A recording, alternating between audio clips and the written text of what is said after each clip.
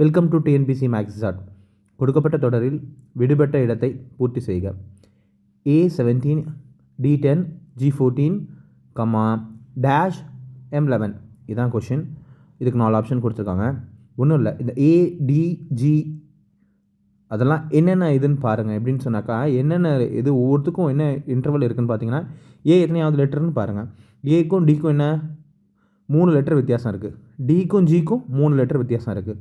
So ஜிக்கும் அடுத்த 3 letter J. So find the J value. அந்த டேஷில் J வந்து ஆல்ஃபபெட் நம்பர். ஸோ இப்போ வந்து 10 7 10 14 டேஷ் 11 இருக்குது.